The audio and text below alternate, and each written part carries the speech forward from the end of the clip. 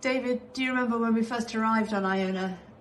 February, I think, this year, and we didn't really know the island at all, and certainly didn't know where everybody. We were trying to make sense of where everybody lived, and so I asked you to make a map of the island, and which you did, and then it turned out into something a lot more than that.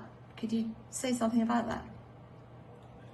Yes, well, initially the map was to locate us in our places of residence on Iona. So I'm here in Dunsmerrick with colleagues Lynn and Mark.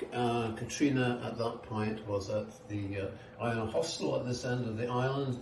But quickly, as you can see, the island it becomes peopled with characters, historical and contemporary.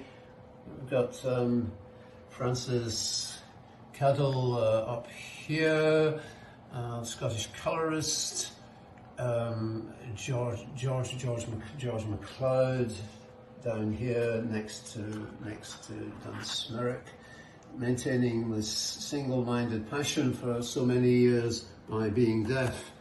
And I'm quoting from a poem by Robert Crawford entitled MC.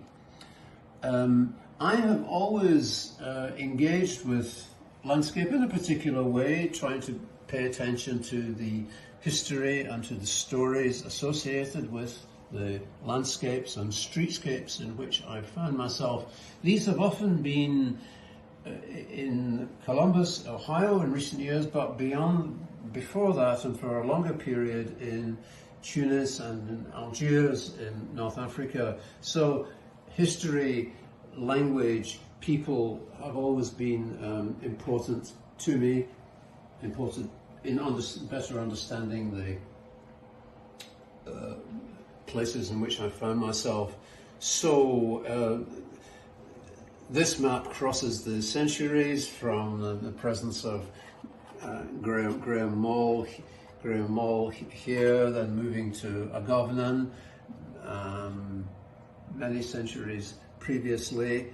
I also take up the question of the Gaelic language, of which I have very little mastery, but which is visually more present on Iona and in Scotland generally, more widely than it was when I was last here for any length of time in the early 2000s.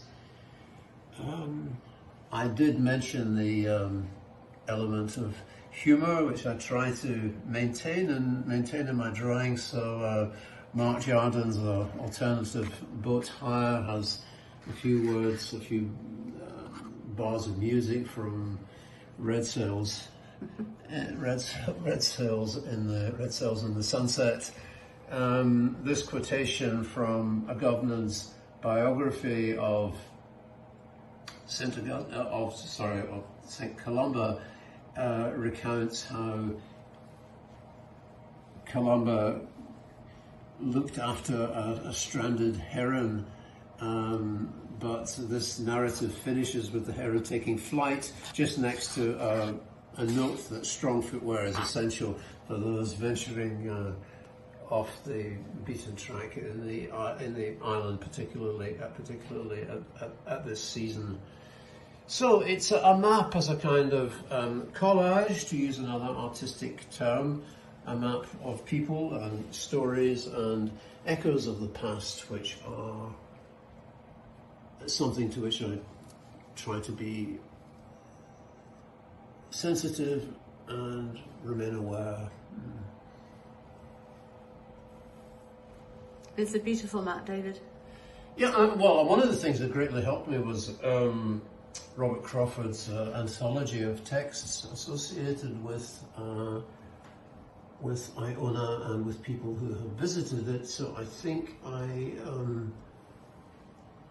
I drew on, for example, Meg Bateman's poem about the Scottish colourists, their interest held by a moment's light, where a governor saw eternity. That recent poem by Meg Bateman is included in Robert Crawford's Iona anthology, which was opened gateways of understanding for me shortly after I arrived here last February. So long after we find out where each other lived and how to spell each other's names, the map is still up here in the Welcome Centre, and people love it. Thank you, David. No, thank you very much. On that upbeat note.